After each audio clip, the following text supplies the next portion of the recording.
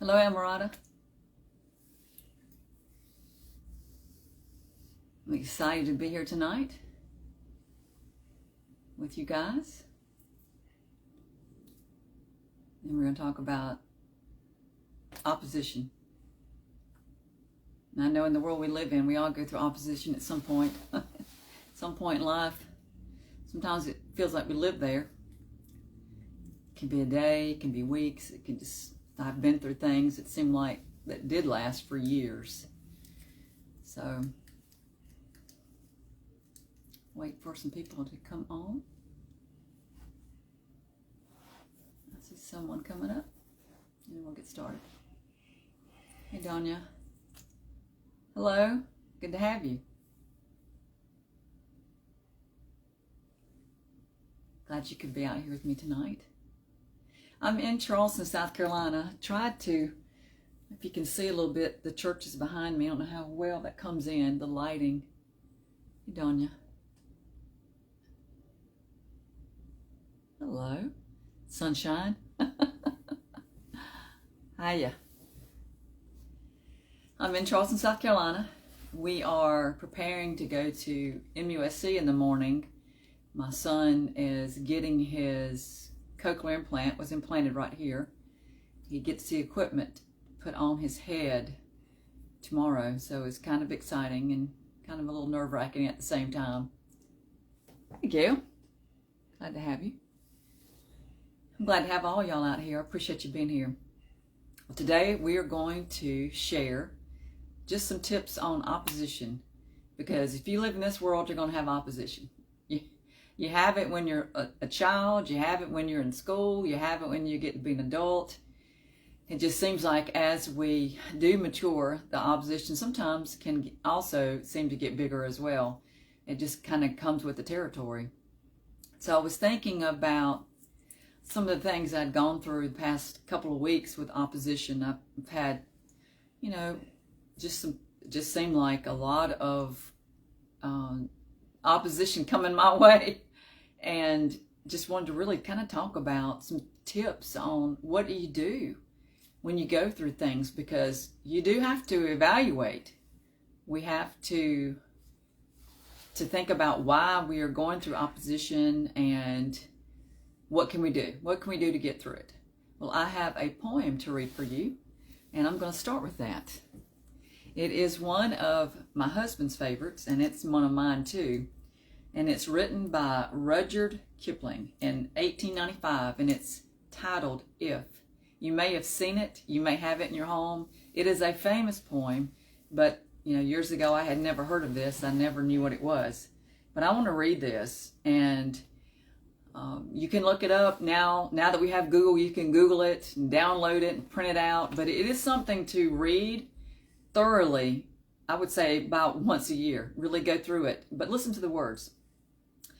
This is If by Rudyard Kipling.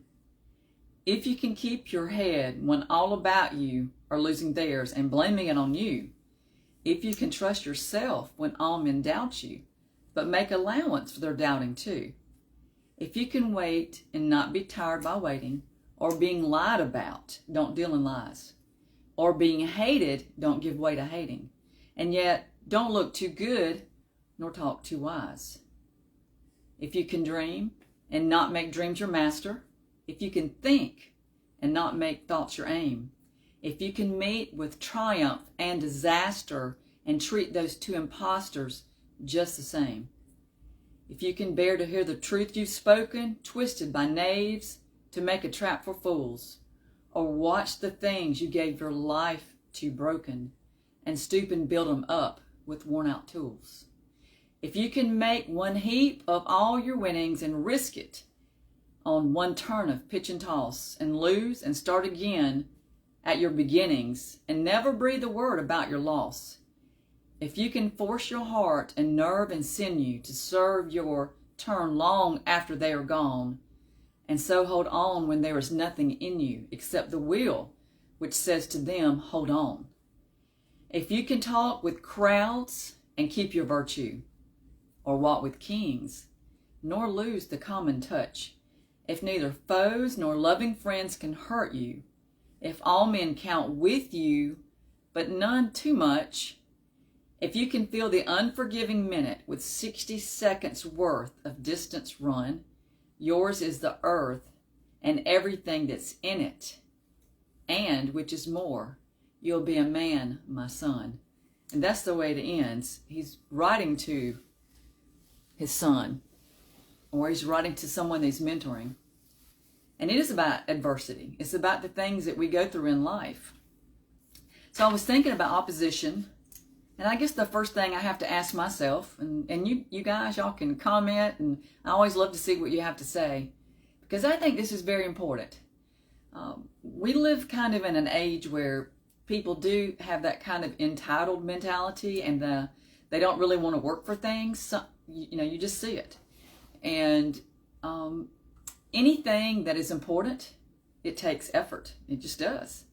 And even if we're on the right path, we are going to hit walls sometimes. We just are. And not only that, if you've ever noticed, sometimes you'll be going the right direction, you'll be prospering, and you still will have opposition, because sometimes people who are miserable, they want others to be miserable, just the way it is. Misery does love company. And that I didn't understand that saying years ago, but as you get older, you understand, right? Hey, Jane.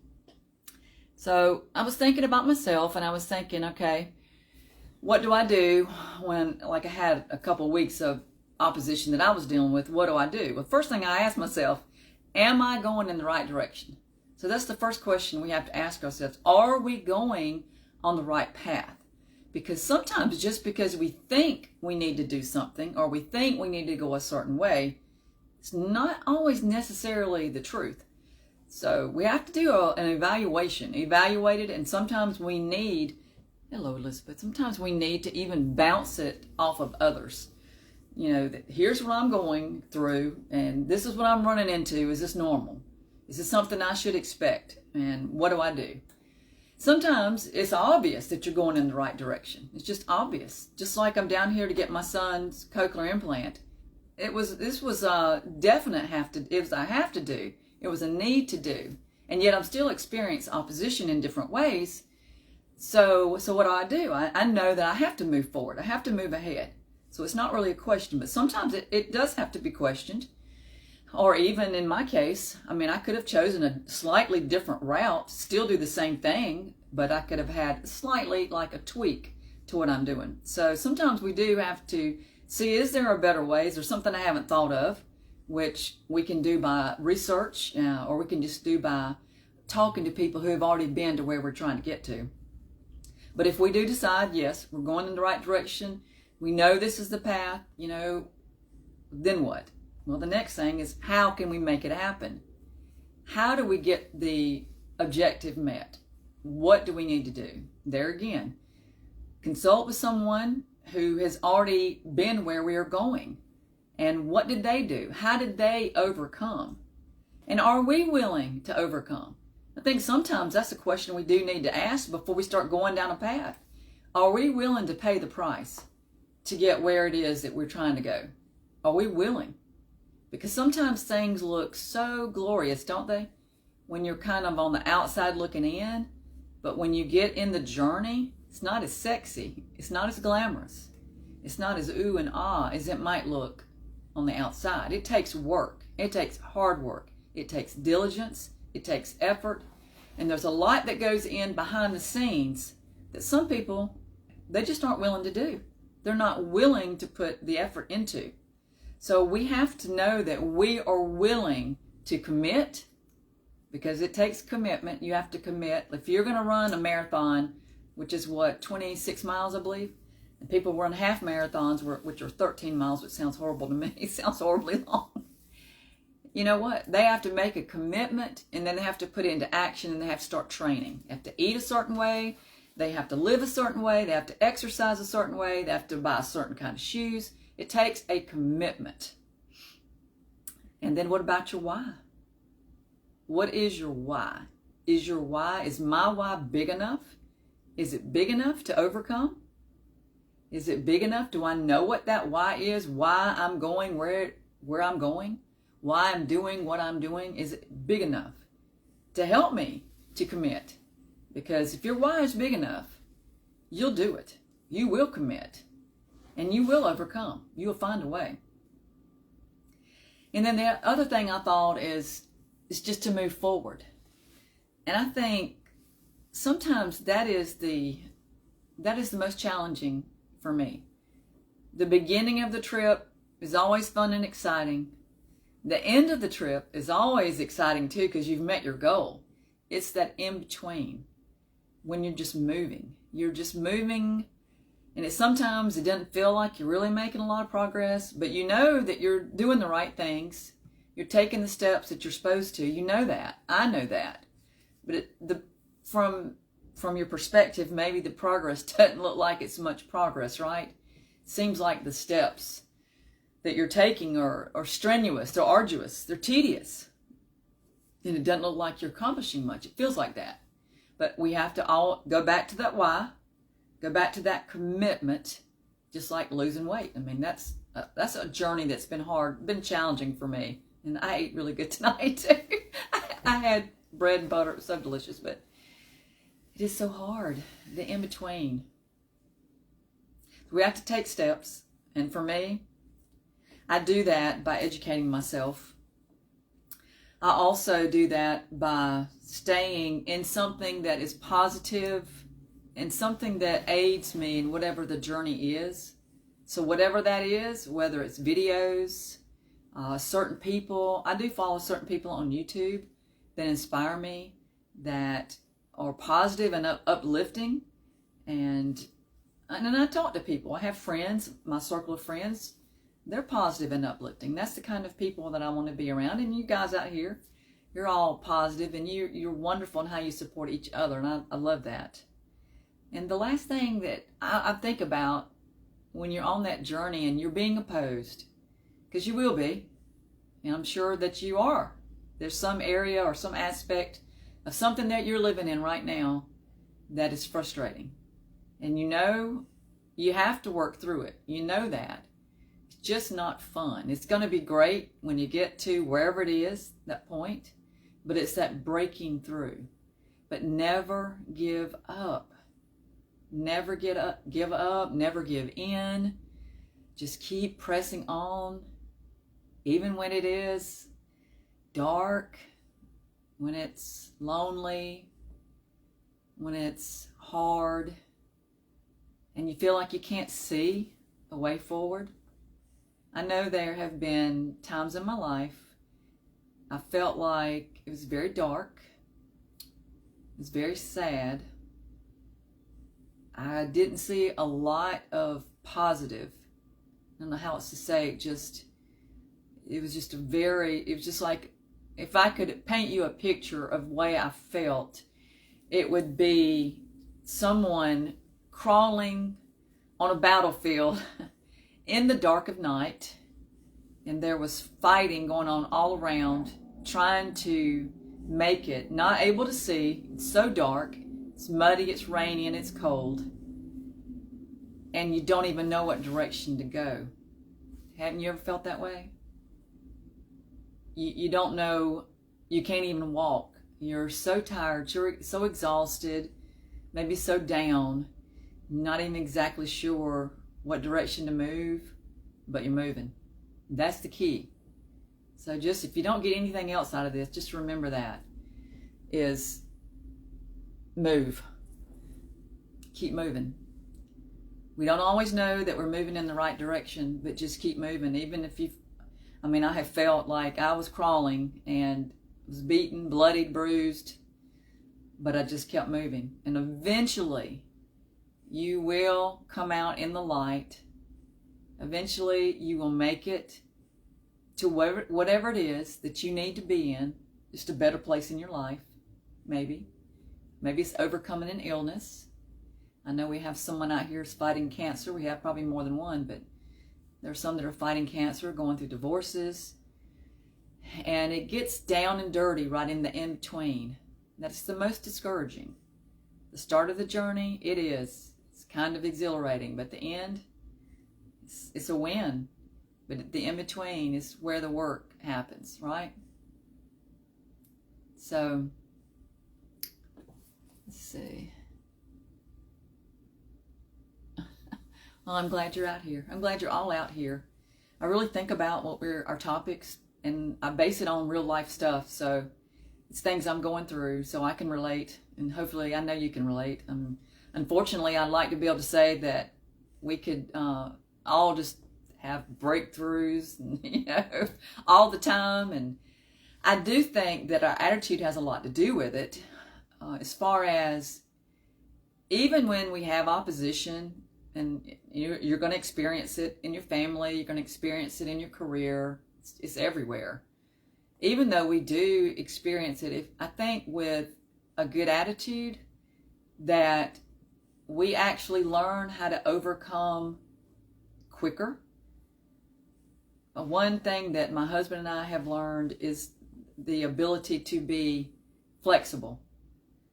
We have to be flexible. And what's that word, Lynn, you said, talking about how you have to rebound quickly? Recover. Have to recover quickly. Because we can, I can, let's put it on Melanie. I can whine and wallow in whatever it is and complain and just vomit negative all over, everywhere I go. Or I can say, okay, here I am. I'm here. This is what it is. I got to figure out how to get out of this. I got to figure out how to move forward.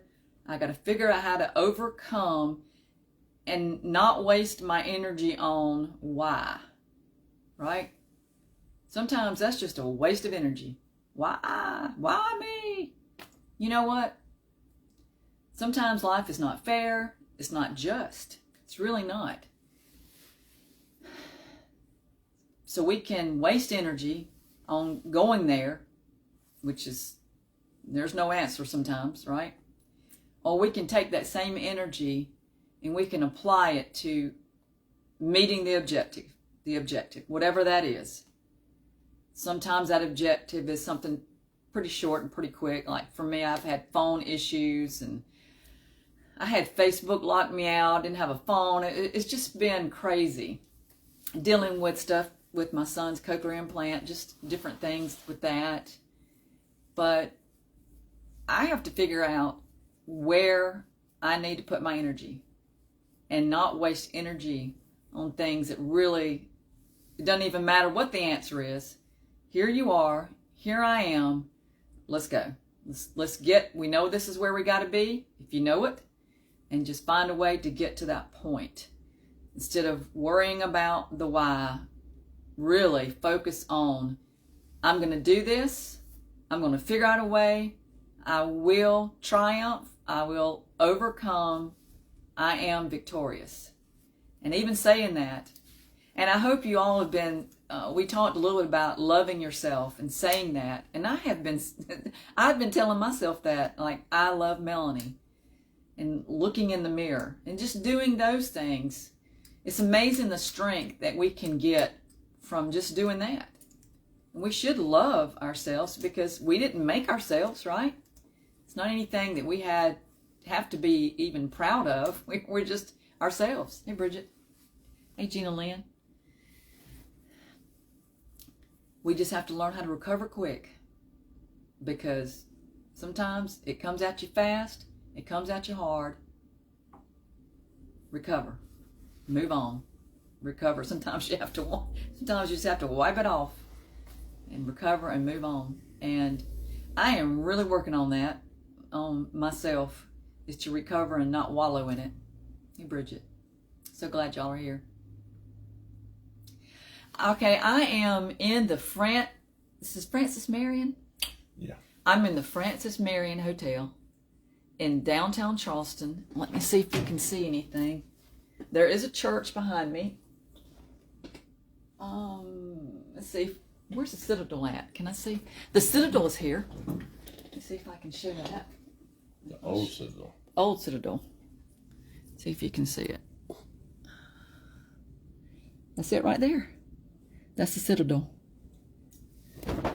The old Citadel in Charleston. So I am we are very near the campus of MUSC. So tomorrow morning we have an appointment at 8. Seth's going to get his equipment that goes on his head. for his cochlear implant. So we can walk. We can walk from here. It's about, what, 3 blocks? Something like that? 3, 4 blocks. 15-minute walk. So yeah, it does look kind of like that. But no, I'm in Charleston, South Carolina. So we try to make the best of these trips. We've had to be, this has been an ongoing thing for 20-something years. So when we have to make these trips, we try to make the best out of it. So we came down early tonight because our appointment's at 8 o'clock in the morning. So that'd be a long drive. My drive would be in long hours, early in the morning getting up. Hey, and there's a Starbucks right down in the basement, which is nice. So I'll be having Starbucks, cappuccino, which is my drink. So, but let's just end on this. We are overcomers. So no matter what the opposition you've been experiencing in your life, you're an overcomer. I'm an overcomer. And if we are going in the right direction, then we just got to figure out the path forward. And we got to keep plugging at it. Even when it feels, a little dirty, a little yucky. Just keep moving. Yeah, thank y'all. Thank you for your prayers. I love being out here with y'all.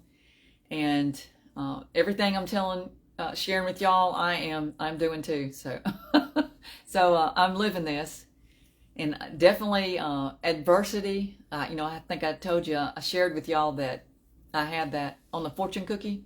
It said adversity is a prosperity of the great. And really, I did get that off a fortune cookie. Came out of it. And when I did, I printed it up. It hangs in my office now. And I put the little fortune cookie thing on the back. But adversity is the prosperity of the great. So if we want to be great, then there's going to be some adversity thrown there in that mix. It's just going to be there, y'all. So figure out your way forward and overcome. I love y'all. You have a wonderful, wonderful evening and a great week, and I'll see you out here Saturday. I'll see you out here live Saturday, somewhere around 8:30. Love y'all. Bye-bye.